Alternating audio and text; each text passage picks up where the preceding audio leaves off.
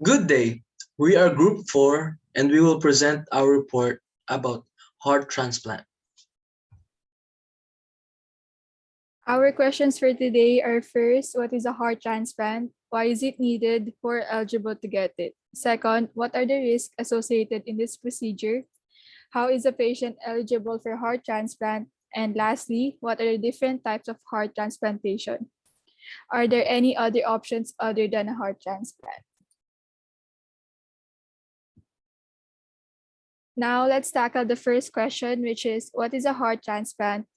Why is it needed? And who are eligible to get it? A heart transplant involves the replacement of a failing heart with a healthier donor heart. A heart transplant is normally indicated for patients whose conditions has not improved or enhanced enough with medications or previous operations.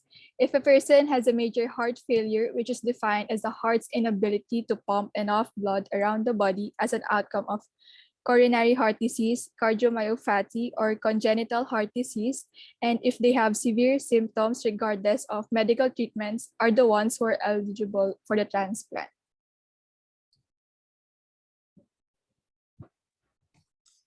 Now, the second question that we have to tackle is, what are the risks associated in this procedure? How is a patient eligible for a heart transplant? The risks of a heart transplant can be categorized into two divisions. Next slide. The procedure poses dangers associated with either the donor heart or the immunosuppressants used post-transplant.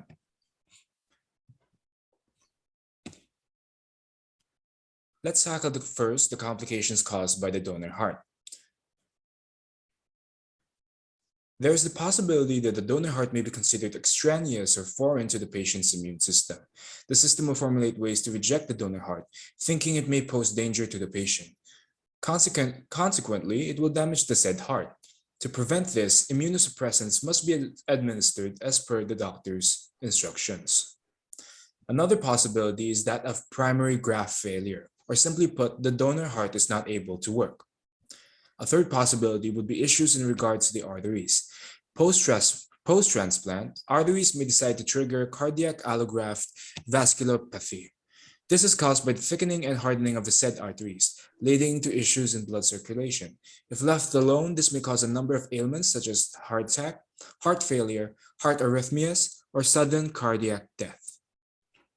Next, let's tackle the side effects that could be caused by immunosuppressants.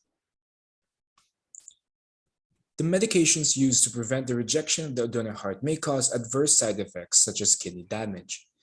Taking immunosuppressants will pose great risks of developing diseases such as skin cancer, non-Hodgkin's lymphoma, etc.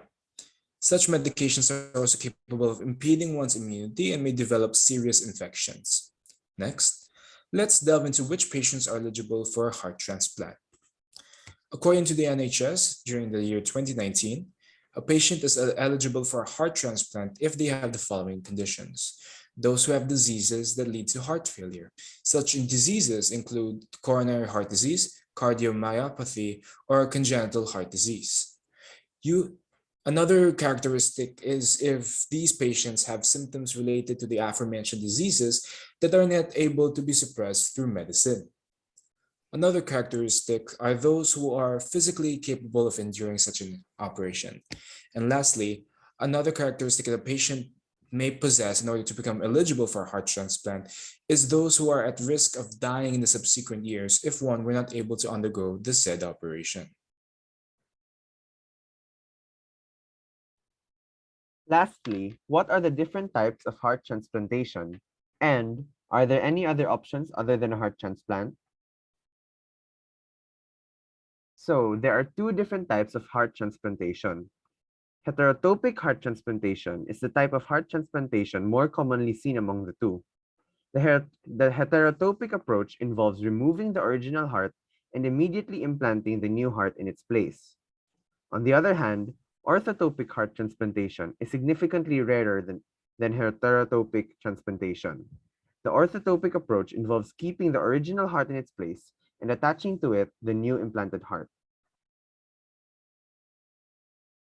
For other options, left ventricular assist devices, or LVADs, are a popular alternative to heart transplantation. The left ventricular assist device is a battery-operated mechanical tube implanted into the heart that pumps along with the heart and helps the left ventricle pump blood out to the rest of the body. Other options include left ventricular resection and dynamic cardiomyoplasty. That's all, and thank you for listening. And here are our references.